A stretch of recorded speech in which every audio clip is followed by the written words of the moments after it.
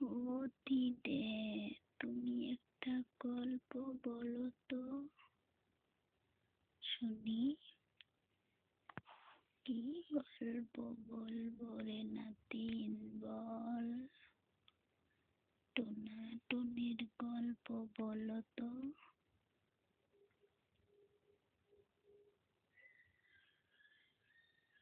বলছি শোন। এক দেশে টোনা আর টুনি ছিল। টুনির খুব তেলেপিঠা খেতে মন চাইতো। তখন টোনাকে বলল, তুমি খড়ি জবা কুটে নিয়ে আসো। টোনায় তখন খড়ি জবা খুঁড়তে গেল জঙ্গলে। তখন অনেকগুলো খড়ি জবা খুঁটে জড়ো করা লাগলো। বোঝা বেঁধে মাথায় নেওয়া শুরু করলো। তখন চারিদিকে শুম শুম শুম শুম শব্দ করতে লাগলো। বাঘ, ভালুক, সিংহ, হরিণ যত জন্তু সব আসলো।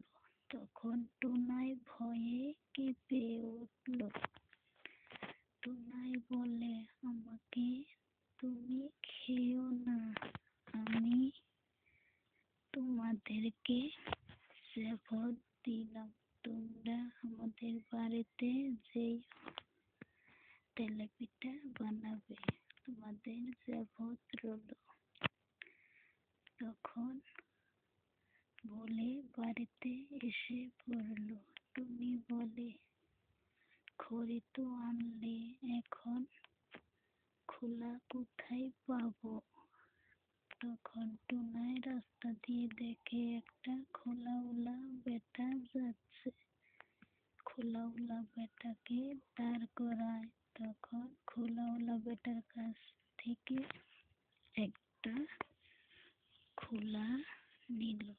তখন চিন্তা করতে লাগলো, আমার কাছে তো খোলা পয়সা নেই, কেমনে করে খোলা নিব। খোলা একটা হাতে নিয়ে কুড়াল দিয়ে এসে পড়ল। টুনিকে বলে, তখন তুমি পিঠা বানাও, আমি বসি। তখন টুনি পিঠা বানানি শুরু করলো।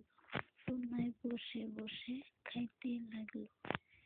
খেতে খেতে ধান পিঠা রেখে দিল।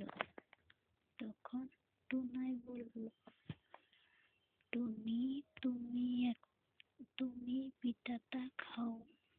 তখন টুনিকে পিঠা দিল। টুনি খেতে আধা গলা তুলে যাওয়ার পর মনে হলো, বাঘ ভালুকদেরকে না শপথ দিয়ে এসেছে, তাদেরকে কি দেব। তখন টোনার মাথায় একটা চিন্তা এলো যে হাঁসের গু, মুরগির গু, জন্তুর গু সব গু এনে খোলায় ভেজে ধরল।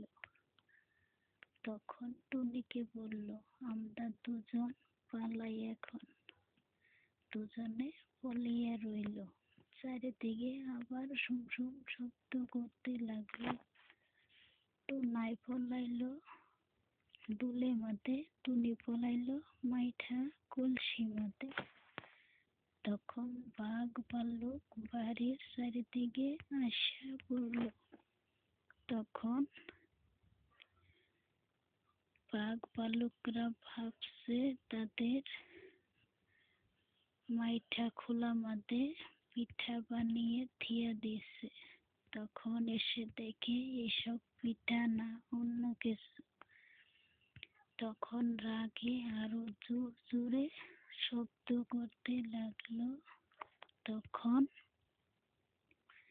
টুনি বলল, টোনা, আমার তো একটা পাত আইছে, আমি কি দিয়ে দিব?